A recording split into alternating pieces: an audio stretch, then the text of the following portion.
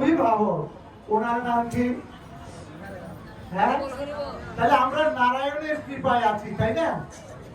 দেখুন তো, ভগবান বলছে আমি ভক্তাধীন ভগবান, আমি ভক্তের মাধ্যমে আমি আছি। কেমন? নৃসিংহদেব অর্থাৎ ভক্ত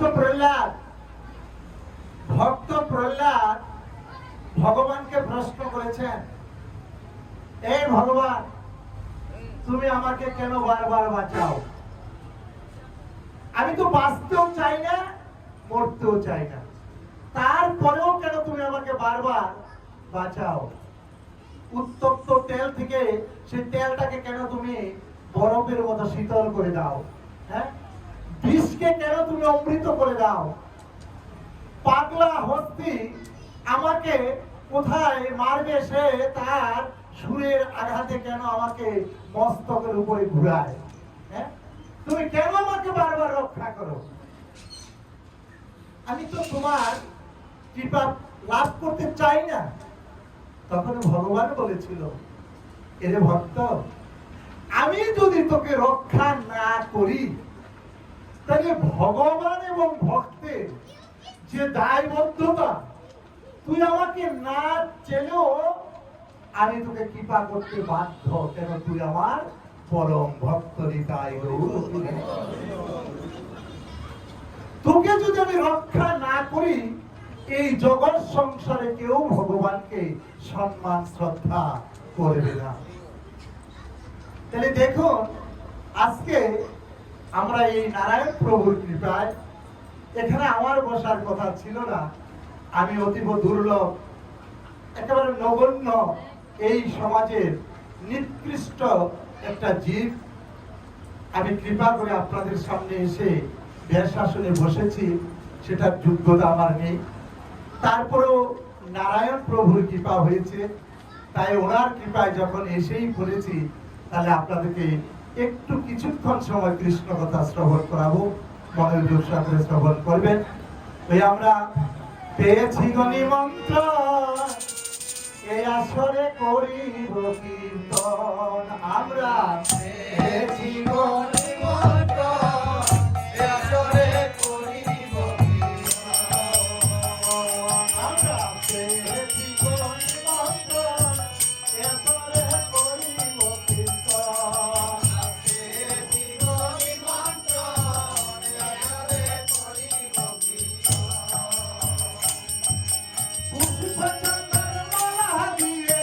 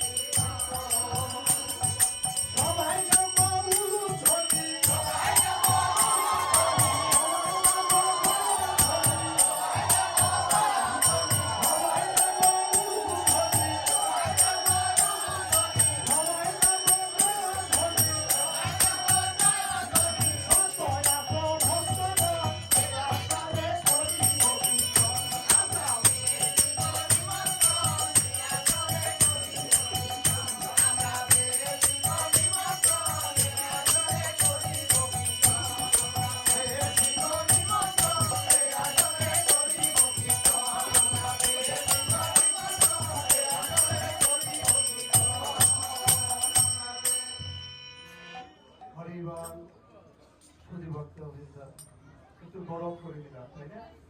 হ্যাঁ, অনেকের ঘুম ধরে গেছিল না, তাই? আরে বল, কিন্তু মাথা কিন্তু বের করবেন না, মাথায় আজকে বোমা মেরে দিব একদম। হরে কৃষ্ণ, হরি বল। তো দেখো আজকে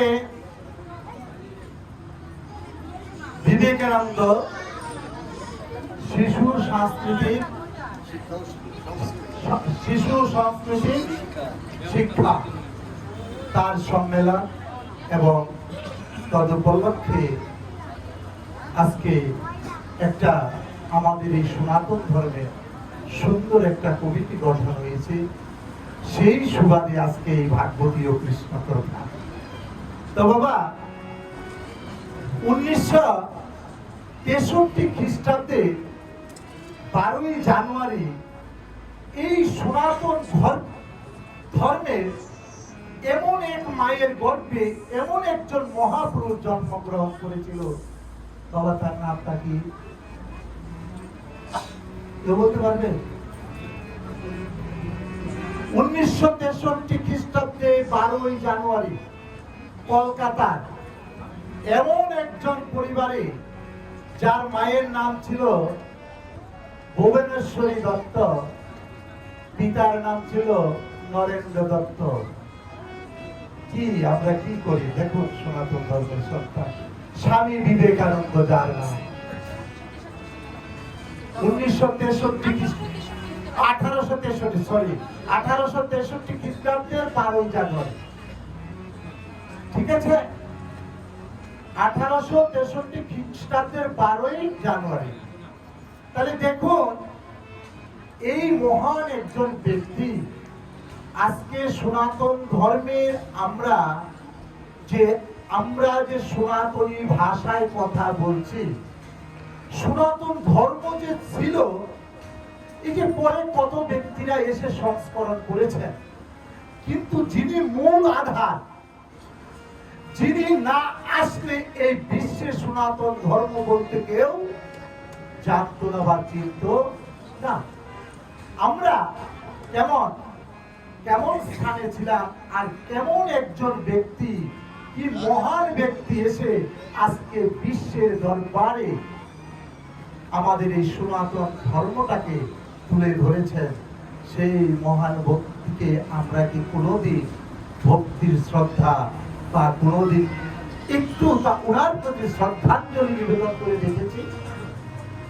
সম্ভব হয়ে উঠে নাই। কেন? সনাতন ধর্মে আমরা বহু ঈশ্বরবাদী, আমাদের এত এত ঈশ্বর যে এই ব্যক্তির কথা স্মরণ করার মতো এই ক্ষুদ্র মানব দেহে, এই ক্ষুদ্র অর্থাৎ মস্তিষ্কে ধরে রাখার মতো স্থান নেই। অথচ আজকে ইনি যদি না আসতেন, তাহলে আমরা যারা সনাতনী ভাষায় কথা বলছি, আজকে সাধু বলুন, সন্ন্যাসী বলুন, বা সনাতন ধর্মের যে কোনো ব্যক্তি বলুন, এই সনাতন ধর্মের যে পরিচয়টা যিনি বিশ্বের দরবারে তুলে ধরেছেন, তার কথা কেউ একবার স্মরণ করেও দেখি না। আজকে আমি খুব ভালো লেগেছে, ওনার নামের উপর যে একটা শিক্ষা প্রতিষ্ঠান সংস্করণ হচ্ছে, সেটা একটা কমিটির মাধ্যমে। এর চেয়ে ভালো কর্ম আমি এই দুনিয়াতে বা এই পৃথিবীতে আমি আর ভাবতেও পারি না। আপনারা সাধুজন, সুধীজন, ভক্তজন, ওনাদেরকে কৃপা করবেন, যারা আজকে এই নব নির্বাচিত কমিটিতে পদার্পণ করেছেন, তারা যেন এই স্বামী বিবেকানন্দের বাণীকে যথাযথভাবে প্রচার করতে পারেন। স্বামী বিবেকানন্দ কি বলেছিল? যত জীবে প্রেম করে যেইজন, কত দামি কথা না? জীবের প্রতি প্রেম আজকে আছে কি? সেটা আছে? ভাই ভাইকে দেখতে পারে না, ভাইয়ের হিংসা। ভাই, আপনি এই আমাদের সনাতন ধর্মে প্রেক্ষাপটে একটিবার তাকিয়ে দেখুন, হিংসার জন্য আজকে আমাদের সনাতন ধর্মের অবক্ষয়, আর কিচ্ছু নয়। আমাদের ভ্রাতৃত্ববোধ, মাতৃত্ববোধ, পিতৃত্ববোধ, সমাজের সংস্করণ, এগুলো আমরা ভুলতে বসেছি। কেউ কাউকে সম্মান করি না। এই মায়েরা, আপনারা সনাতন ধর্মের সন্তান, শুদ্ধ সাত্বিক ভাবে যদি ভক্ত সঙ্গে না বসেন, আপনাকে দেখলে, আপনাকে দর্শন করার পর এই ভাগবতী আসরে কোন পুরুষের যদি আকাঙ্ক্ষা জাগে, তাহলে আপনি পাপী না। আপনি পাপী কিনা? তাই আমার বেশভূষা থাকবে, আমি এমন ভাবে সুসজ্জিত থাকবো, আমাকে দেখে যেন কোন কাম বস্তুর লোভ কারো প্রতি জাগ্রত। হরি বল, হরি বল। বাবা গো, একটু আগে নারায়ণ প্রভু এখানে ঘোষণা দিয়েছেন, এখানে এসেছেন ভক্ত সঙ্গ করতে, পিছনে বসে অনেকে আড্ডা দিচ্ছেন। ধর্মের নামে অপসর, ধর্মের নামে আমাদের সনাতন ধর্মটা আজকে এইভাবেই ধ্বংস হয়ে যাচ্ছে। আসল ধর্ম কোথায়? নিজেকে প্রশ্ন করুন। জীবে প্রেম করে যেইজন সেইজন সে বিষয় ঈশ্বর। আপনি কতজনকে প্রেম দান করেছেন? আপনি কতজনকে ভালোবেসেছেন? কেন? স্বামী বিবেকানন্দ এমন একজন পুরুষ ছিল, যা আর দ্বিতীয় বিশ্ব ব্রহ্মাণ্ডে জন্মগ্রহণ করবে না। উত্তম পুরুষ, এর চেয়ে সুন্দর এবং ভালো কোন পুরুষ হতে পারে না। তিনি সমস্ত কিছু বিসর্জন দিয়ে যদি সনাতন ধর্মের জন্য উনি বড় ডাক্তার হতে পারতেন, ম্যাজিস্ট্রেট হতে পারতেন, এমনকি ভারতবর্ষের ইচ্ছা করলে প্রধানমন্ত্রী হতে পারতেন। সমস্ত কিছু পরিত্যাগ করে গুরুর কৃপা নিয়ে তিনি কি করেছেন? গুরু আজ্ঞা শিরোধার্য। ওনার গুরুদেব কে ছিলেন? রামকৃষ্ণ পরমহংসদেব। ইনি বলেছিল, বাবা তোমাকে আমি তখন শিষ্য করব, তুমি আগে ভারতবর্ষ ঘুরে দেখে এসো, তুমি এই ভারতবর্ষের পটভূমিটা কি। এই স্বামী বিবেকানন্দ যখন ভারতবর্ষ ঘুরে দেখে আসলেন, কি কুসংস্কারে আচ্ছন্ন। ব্রাহ্মণের বাড়িতে কোনো মুচি চারাল যেতে পারে না, ছোট জাত যেতে পারে না, অর্থাৎ জাতি ভেদের মধ্যে একটা কুসংস্কার। স্বামী বিবেকানন্দ ঘুরে যখন তার গুরুর নিকট এসেছেন, তখন গুরুদেব যখন প্রশ্ন করেছেন, বিবেকানন্দ তুমি কি দেখে আসলা?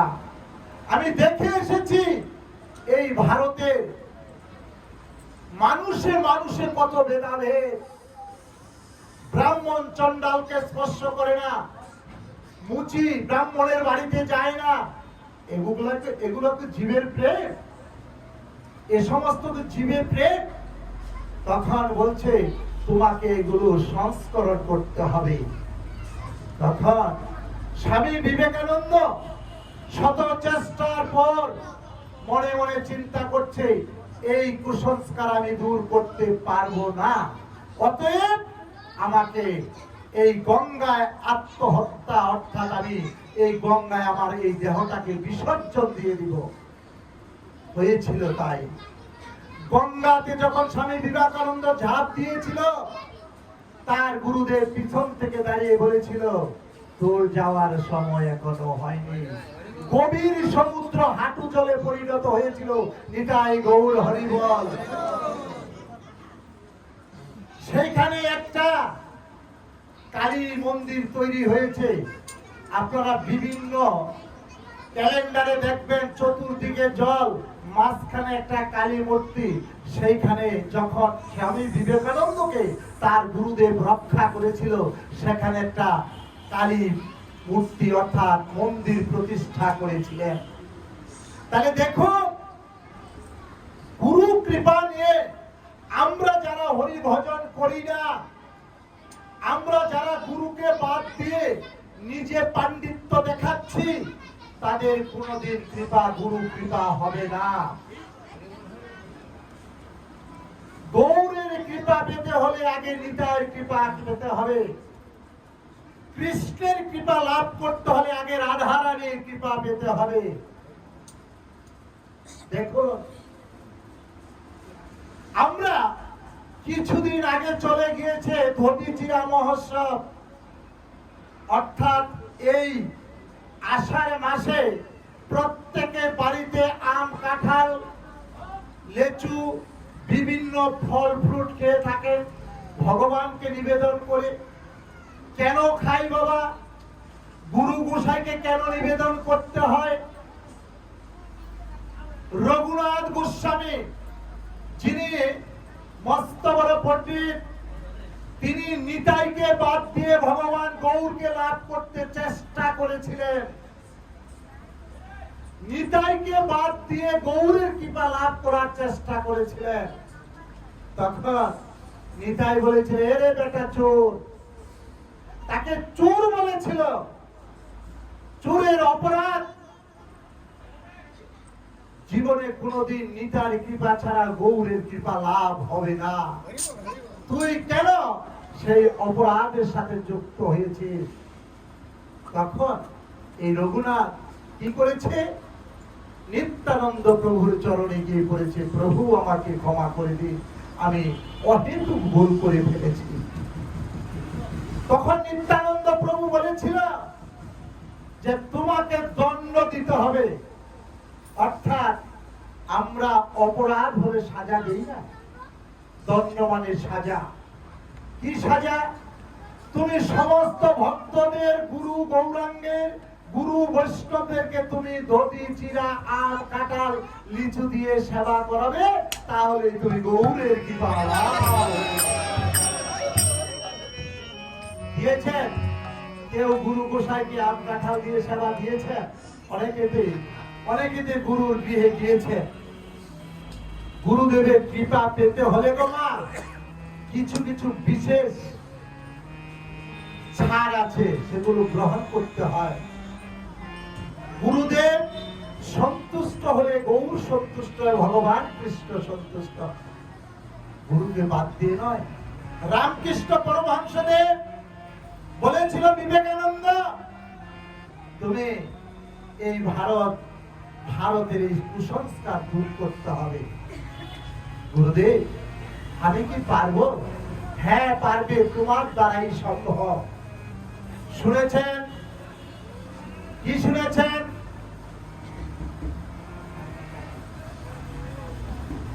1893 খ্রিস্টাব্দে শিকাগো শহরে সারা বিশ্বে ধর্ম সম্মেলন হচ্ছিল।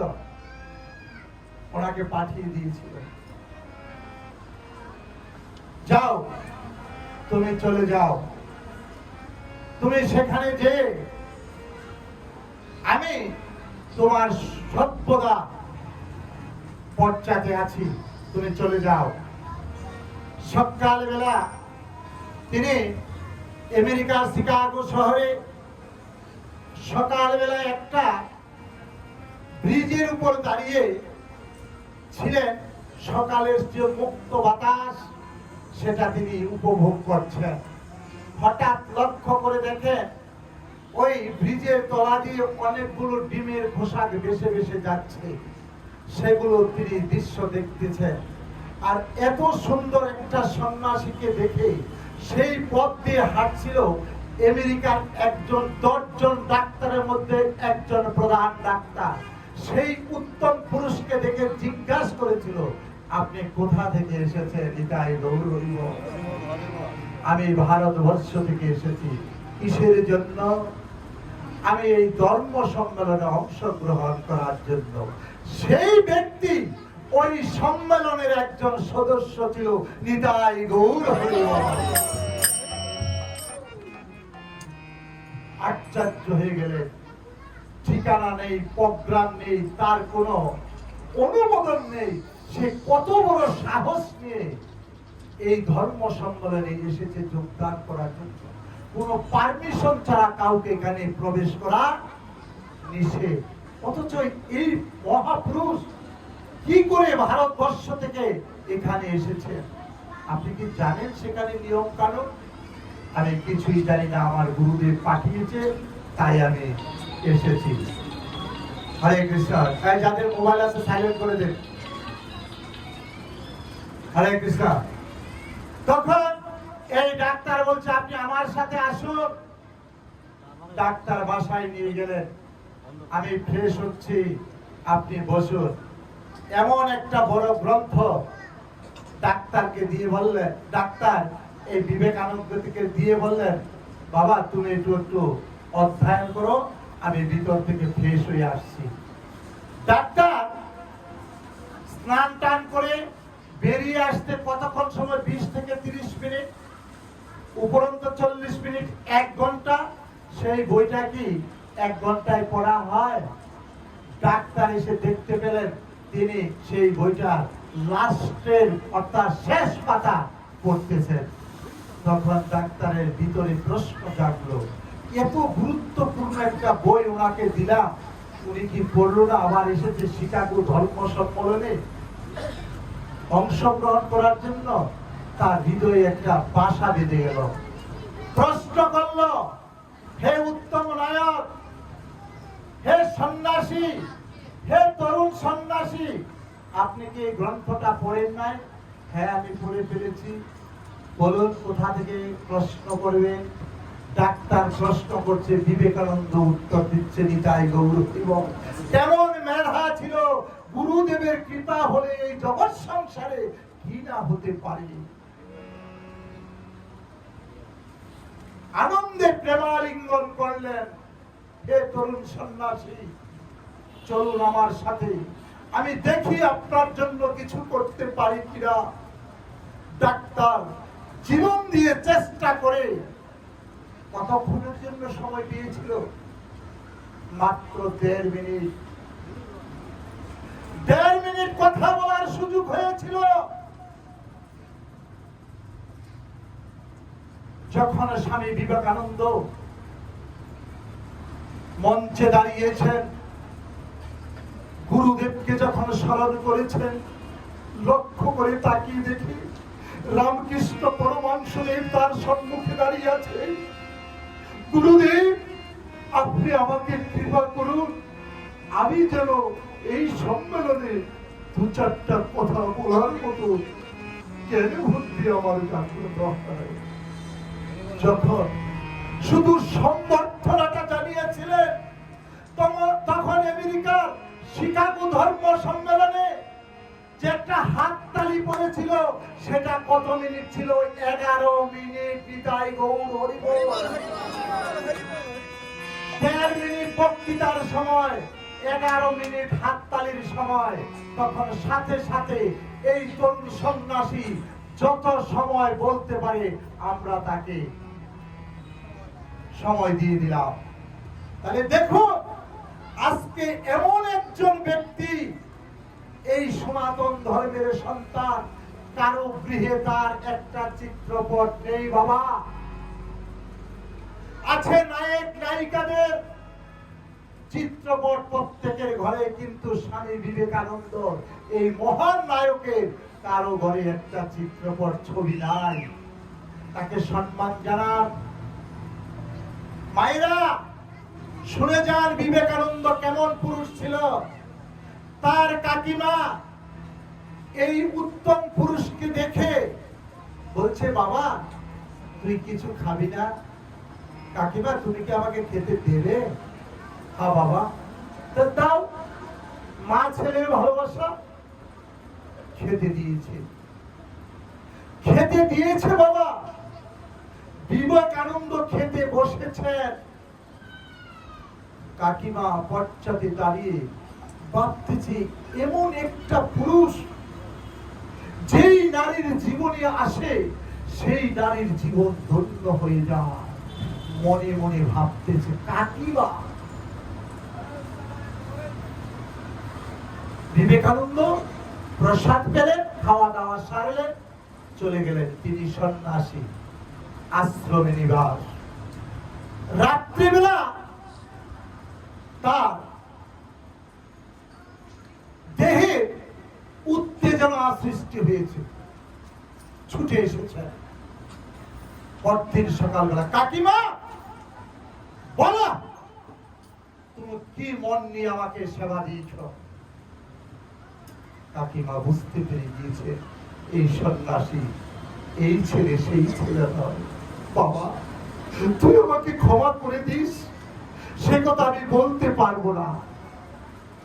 কাকিমা, আজকে আমি এই নারী সমাজে অভিসম্পাত করে দিলাম, কোন সন্ন্যাসীকে কোন নারী কোনদিন সেবা দিতে পারবে না। কোন সন্ন্যাসী যদি কোন নারীর হাতে সেবা গ্রহণ করে, সে সন্ন্যাসী থেকে বঞ্চিত হয়ে যাবে। কেন সন্ন্যাসীরা মেয়েদের মায়েদের কাছ থেকে সেবা গ্রহণ করে না? বাবা, সেদিন স্বামী বিবেকানন্দ দৃষ্টি রেখেছিলেন, মাগো তোমরা জগৎ জননী, জগতের জননী। এই পৃথিবীতে যত অসুর সৃষ্টি হয়েছে, এই মায়েদের শক্তি ছাড়া কিন্তু অসুর নিধন হয়। বড় বড় অসুর, তোমাদের অনেক শক্তি আছে, সেই শক্তিটাকে কাজে লাগাও। আমাদের মতন পশুকে, আমাদের মতন অসুরদের তোমরা কৃষ্ণ ভক্তি দান করো, ধরে নিয়ে আসো। তোমরা কেন একা একা আসো? তোমার বাবাদেরকে, তোমাদের স্বামীদেরকে ধরে নিয়ে আসতে পারো না? আগে নিজের অসুরকে বধ করো, তাহলে এই সংসারের সমস্ত অসুর বাবা বধ হয়ে যাবে।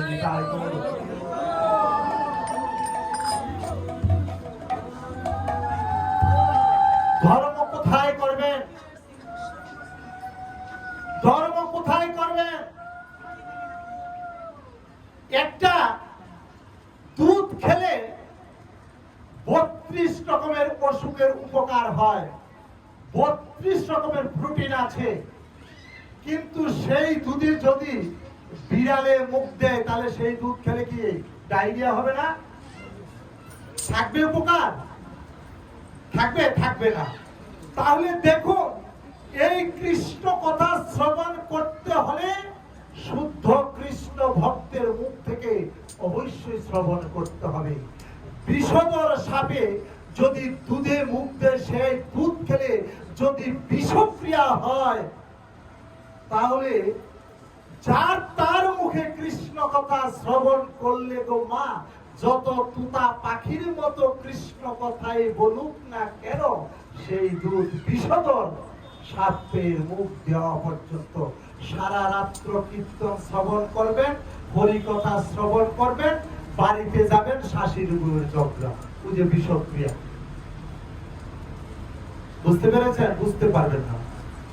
সে যত মধুর কৃষ্ণ কথাই বলুক না কেন, বাড়িতে যাবেন, পরদিন সারা রাত্র কীর্তন করে গেলেন, বাড়িতে গিয়ে শাশুড়ি বউর ঝগড়া, হ্যাঁ, পিতা পুত্রের ঝগড়া, স্বামী স্ত্রীর কোলাহল, এটা হলো বিষক্রিয়া। তাই বলছে ভক্ত সঙ্গ করুন, ভক্তাধীন ভগবান।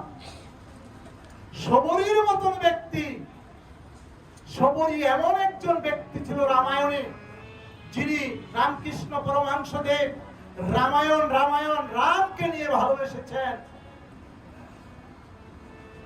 সেই শবরী এমন একজন কুৎসিত মেয়ে ছিল, যার জীবনে কোনোদিন একটা পুরুষ কোনোদিন আসে নাই তাকে দেখার জন্য।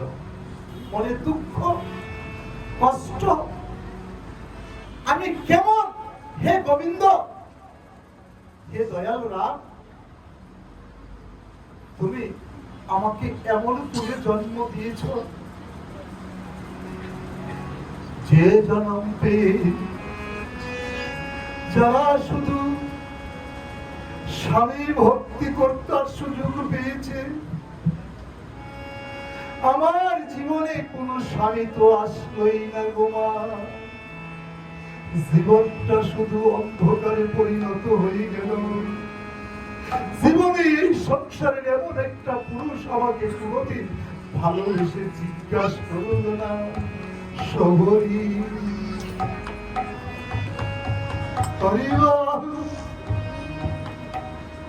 শহরী মনে দুঃখ নিয়ে এই সংসারে আজকে আমার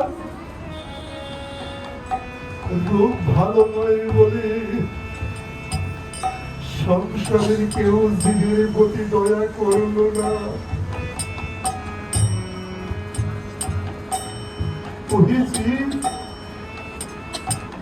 জীব তো জীবকে ভালোবাসবে বাবা।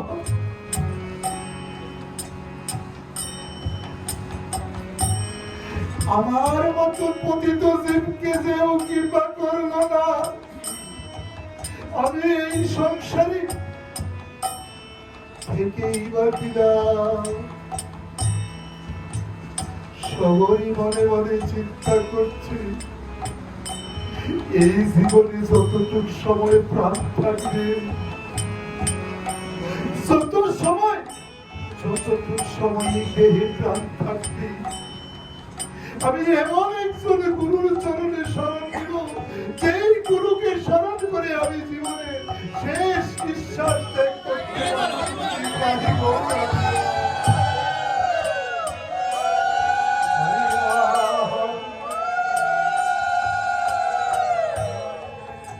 সবারই চলে গিয়েছি জঙ্গলের আশ্রমে। মনে ঠাকুর গো, এগো ঠাকুর, বলো না তুমি আমাকে কৃপা করবে কিনা। মনি ঠাকুর বলে উঠেছে, গো মা বল না তোর মনোবাসনা কি। ঠাকুর গো, আমি সুন্দর নই বলে এই সংসারে কোন একটা পুরুষ কোনদিন আমাকে বিবাহ করার জন্য আসে নাই। আমি মনে মনে চিন্তা করেছি, বলি ঠাকুর আপনাকে আমি গুরু রূপে গ্রহণ করে আমার এই জীবনটাকে ধন্য করব। এ মা, এই সংসারে কোন মুনি কোন নারীকে শিষ্য করতে পারে না। মা ফিরে যা, তুই ফিরে যা, তুই গৃহে ফিরে যা। বলি ঠাকুর গো, আপনি যদি আমাকে ফিরিয়ে দেন, এই দেহ নিয়ে আমি আর বাড়ি ফিরে যাব না। আমি গঙ্গার জলে আত্মহত্যা করে মারা যাব। সেই আত্মহত্যার প্রাণ কিন্তু আপনাকে ভোগ করতে হবে।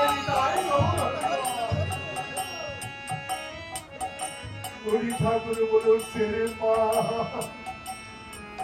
তুই তো জানিস না, এই সংসারে যাদের কামনা বা আসনা আছে তাকে আমি শিষ্য করতে পারি না। বলি ঠাকুর গো, সমস্ত কামনা বাসনা ধন ঐশ্বর্য সমস্ত কিছু পরিত্যাগ করে আমি আপনার চরণে আশ্রয় নিয়েছি। আপনি আমাকে গুরু শিষ্য রূপে বরণ করুন। জয় গৌরাঙ্গ।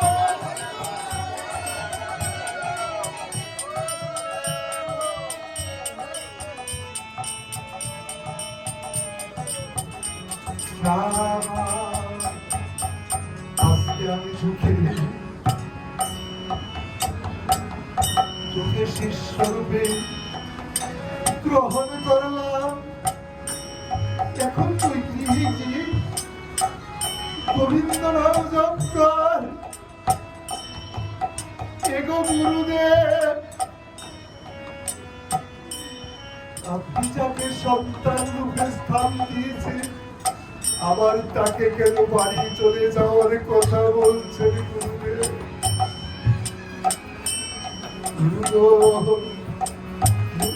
আপনার সন্তান, পিতাকে ছেড়ে কোন সন্তানকে কি ফিরে যেতে পারে? মা, শাস্ত্র, এখানে তো কোনো নারী থাকার স্থান নেই। পিতার কি কোন সন্তান বাড়ি ফিরে যেতে পারে? পিতার কাছে তো সবাই সন্তান, কেউ তো নারী নয়, কেউ তো পুরুষ নয়। একটি ঘরে চিন্তা করে দেখুন, ভগবানের কাছে আমরা সবাই প্রকৃতি, সবাই আমরা নারী।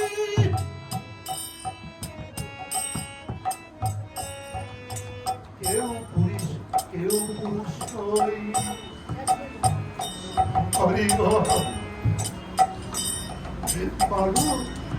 তুই আমাকে কেন দীপাকে ফেলে দিয়েছিস? আমি তোর ভক্তির কাছে পরাজিত হয়ে গেলাম। মা, আজকে থেকে তুই আশ্রমের সেবা করবি। সবরই যখন আশ্রমের সেবার সুযোগ পেয়েছে, সে আশ্রমে থেকে আপন গুরুদেবকে এমন সেবা করছে, গুরুদেব তার সেবায় সন্তুষ্ট হয়ে বলতেছে, সবরী রে, তুই কি জানিস আমার এখন পার্থক্য চলে এসেছে, আমি যে কোনো সময় মারা যেতে পারি, কিন্তু তোকে আজকে আমি একটি আশীর্বাদ করে যাই। আমি গুরু হয়েছি ঠিক, কিন্তু সারাটা জনম ভগবানের ধ্যান করে গিয়েছি, কোনদিন ভগবানের দর্শন পাই নাই। আজকে সবরী, আমি তোর ভক্তি দেখে আজকে তোকে আশীর্বাদ করে যাচ্ছি। এই ত্রেতা যুগের ভগবান রামচন্দ্র সহোদর ভাই লক্ষণকে সাথে নিয়ে তোকে এসে দর্শন দিবে রে সবরী। গুরুদেব, একই সম্ভব? সবরী রে, আমি যদি তোকে শিষ্য করে থাকি, আর যদি তুই আমাকে গুরু রূপে বরণ করে থাকিস, তাহলে আমার কথা একটি অবশ্যই বলবে। এই বলে দেখতে দেখতে সবরীর গুরুদেব যখন দেহ রেখে চলে গিয়েছেন, সবরী প্রতিদিন আশ্রমখানা পরিষ্কার করে সুন্দর করে ফুল দিয়ে পথ ঘাট সাজিয়ে রাখে। আমার গুরুদেব বলেছে ভগবান রামচন্দ্র আসবে। কোনদিন জানি ভগবান রামচন্দ্র আমার আশ্রমে এসে উপস্থিত হয়।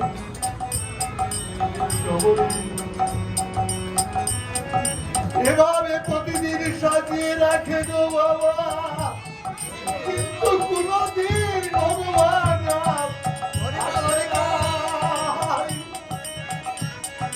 সবরী লিপ্ত হয়ে গিয়েছে, চোখে দেখতে পায় না, ভালোভাবে হাঁটতে পারে না। বাবা গুরুদেব, তুমি তো বলেছিলে ভগবান রামচন্দ্র একদিন এই আশ্রমে আসবে। গুরু এখন তো আসতো না। আমি জানি গুরু মাত্র পুরোহিত মিথ্যা হতে পারে না। সবরীর ক্রন্দন শুনে উত্তরজামী ভগবান রামচন্দ্র ভাই লক্ষণকে ডেকে ডেকে বলছে, রে ভাই, চলো আজকে আমরা এমন একজন ভক্তের সাক্ষাৎ করব, সেই ভক্ত জীবনে গুরু ছাড়া কোনদিন কোনো কথা চিন্তাও করে দেখে না। সবরই প্রতিদিনের মতো আশ্রমখানা সাজিয়ে রেখেছে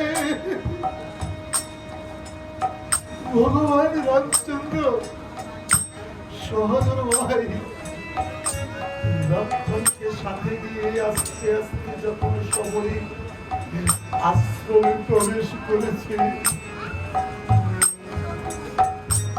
সবরই চোখে দেখতে পারে না হাতি চোখের পর সাজাচ্ছে আর হায় রাম বলে চিৎকার করছে নিতাই গৌর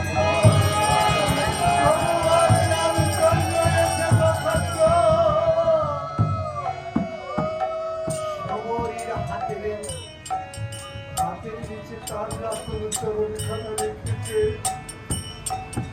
সবরই হাত দিয়ে ধরে স্পর্শ করে বলছে প্রভু এই তো বুঝি তোমার আসার সময় হয়েছে প্রভু গো এগো ভগবান রাম তুমি তো এসেছো এখন আমি তোমাকে কি দিয়ে সেবা পূজা দিব সনমটা ভরা তোমার জন্য কত কত সুস্বাদু ফল রেখে দিয়েছি এই বাবা পরে রেখে দিয়েছিলাম গো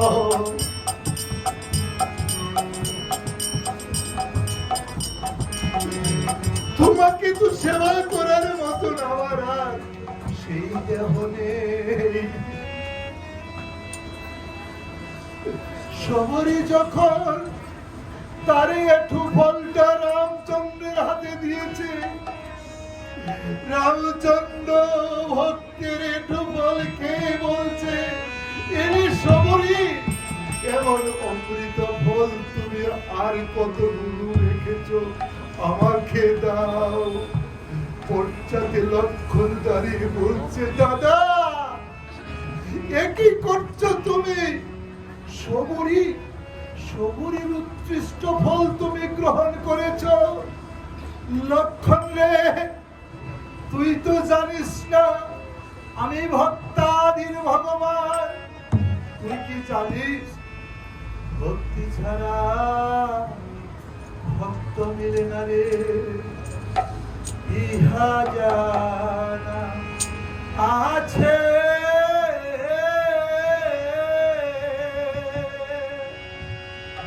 ভক্তি গঙ্গাদি পেতে চাউরে চাউলের কাছে রে